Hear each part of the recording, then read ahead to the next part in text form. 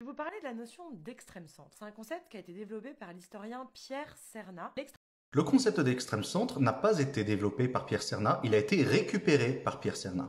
La première formulation de ce concept date en effet de 1969 alors que Pierre Adler n'avait que 6 ans.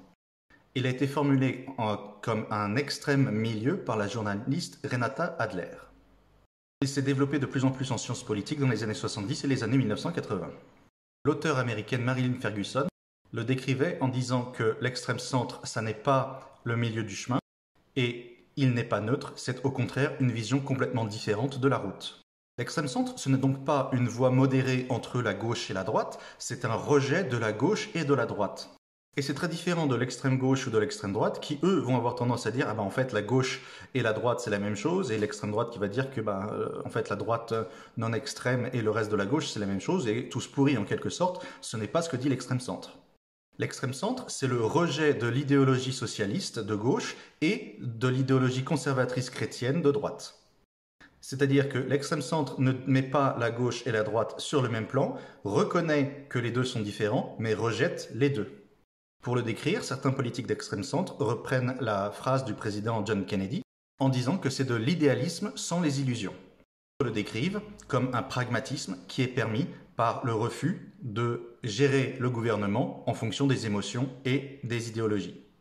Alors pourquoi est-ce que l'historien Pierre Cernat affirme ainsi que l'extrême centre s'associe en fait à l'extrême droite?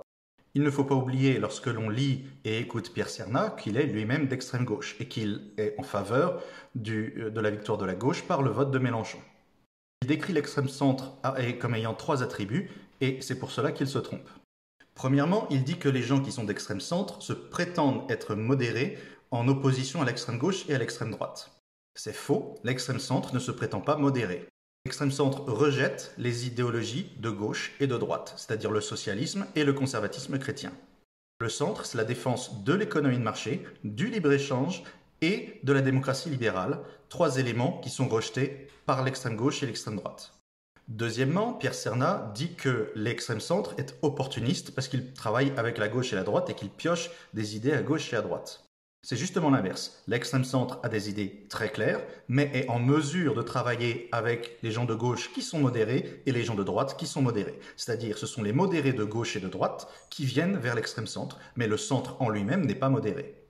Troisièmement, Pierre Cernat dit que l'extrême centre est autoritaire, très souvent autoritaire, il dit, mais en fait parce qu'il associe l'extrême centre aux gens qu'il n'aime pas dans l'histoire de France depuis 1789. Il applique en effet une analyse marxiste dans laquelle il considère que de toute façon la bourgeoisie va toujours vers l'extrême droite et donc il considère comme la bourgeoisie étant le moteur de ce qui va mettre en place une politique qui ne va pas être de gauche. Il fait donc justement une analyse non scientifique mais engagée et idéologique. Encore une fois, l'extrême centre c'est économie de marché, libre-échange et démocratie libérale. L'extrême centre, c'est le rejet de l'idéologie et de l'émotion dans la politique. L'extrême centre, c'est le rejet de la fausse dichotomie gauche-droite. Enfin, l'extrême centre, c'est en quelque sorte l'application de la méthode scientifique pour choisir une méthode de gouvernance. Kenavo!